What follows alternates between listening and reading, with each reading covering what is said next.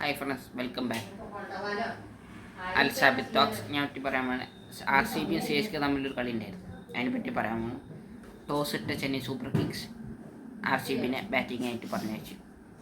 പിന്നെ കളി തുടക്കത്തിൽ നല്ല ടൈറ്റായിരുന്നു, നല്ല ഫീൽഡിംഗ് ഒക്കെ ആയിരുന്നു. പിന്നെ അവസാനം കോഹ്ലി കുറേ ക്യാച്ചൊക്കെ തന്നു, അങ്ങനെ പോയില്ല. ലാസ്റ്റാണ് കോഹ്ലി ഔട്ടായത്.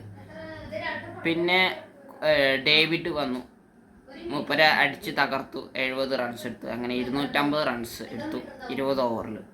നല്ല കിടലൻ പാർട്ട്ണർഷിപ്പ് ഇട്ടു ഡേവിഡ്. അത് കഴിഞ്ഞിട്ട് നമ്മുടെ ചെന്നൈ സൂപ്പർ കിങ്സ് 251 റൺസ് വേണം ചേസ് ചെയ്യാൻ. അപ്പോൾ പിന്നെ ഇവർ വിക്കറ്റ് എടുത്തു. ഗേറ്റ് ബോർഡിന് എടുത്തു. എന്താണ് കുറേ തട്ടി മുട്ടി, പിന്നെ ഗേറ്റ് ബോർഡ് പോയി. സഞ്ജു സാംസങ് കുറച്ചൊക്കെ അടിച്ചു. അപ്പോൾ സഞ്ജു സാംസങ് പോയി. പിന്നെ നമ്മുടെ ഖാനാണ് വന്നത്. ഖാനിങ്ങനെ മെല്ലെ തട്ടി പിന്നെ അങ്ങോട്ട് ഫുൾ പവർ പഞ്ചാണ്, ഫുൾ സിക്സും അങ്ങനെയൊക്കെ അടിച്ചു കൂട്ടി സെഞ്ചുറി എടുത്തു. പിന്നെ ആര് വന്നാലും ഖാൻ അടിച്ചു പൊളിക്കുകയാണ്, തകർക്കുകയാണ് ബാറ്റിങ്സ്. കുനാൽ പാണ്ഡ്യ വന്നപ്പോഴാണ് വിക്കറ്റ് പോയത്. ഖാൻ്റെ ഒരു വിക്കറ്റ് പോയി. പിന്നെ ആര് വന്നാലും വിക്കറ്റുകൾ ഇങ്ങനെ ക്രൂഷ്യൽ വിക്കറ്റ് പോകണം. അതായത് 108 ആയപ്പോൾ 6 വിക്കറ്റ് പോയി. 134. അങ്ങനെ 165 ജോഫ്രഞ്ച് വന്നപ്പോൾ 165 7 വിക്കറ്റ് പോയി. അങ്ങനെയും കുറച്ച് വിക്കറ്റുകൾ പോകണം. അങ്ങനെ 180 8 പോയി. 190 ആയി.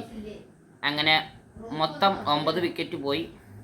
പിന്നെ ഒരു വൈഡ് കിട്ടി, 4 അടിച്ചു, 195. അങ്ങനെ 100. അങ്ങനെ കുറേ പേര് ഔട്ടായി. അങ്ങനെ അവസാനം എടുത്ത റണ്ണാണ് 207 റൺസ് എടുത്തു. 43 റൺസിനാണ് ജയിച്ചിരിക്കുന്നത്. അപ്പോൾ അങ്ങനെ ഒരു വളരെ കഷ്ടമാണ് നമ്മുടെ ചെന്നൈ സൂപ്പർ കിങ്സിൻ്റെ കാര്യം പറയുകയാണെങ്കിൽ. വളരെ ഒരു തോൽവികൾ ഇങ്ങനെ തോറ്റു പോകും. രാജസ്ഥാൻ റോയലായിട്ട് തോറ്റു, ആർ സി ബിനായിട്ടും തോറ്റു. അങ്ങനെ അവരങ്ങോട്ട് തീരെ പോരാ. ധോണിയില്ലാത്ത പ്രശ്നമാണ്. ധോണി ഇപ്പോൾ ഇഞ്ചുറി പറ്റിയിട്ട് ആകതായിരിക്കും. അപ്പോൾ ഇത്രയൊക്കെ തന്നെ പറയുള്ളൂ. അപ്പോൾ വീഡിയോ ഇഷ്ടപ്പെട്ടാൽ ലൈക്ക് ചെയ്യുക, സബ്സ്ക്രൈബ് ചെയ്യുക, ലൈക്ക് ആൻഡ് ഷെയർ, ആൻഡ് നിങ്ങളുടെ അഭിപ്രായങ്ങൾ നിങ്ങൾ കമൻറ്റ് ചെയ്യുക.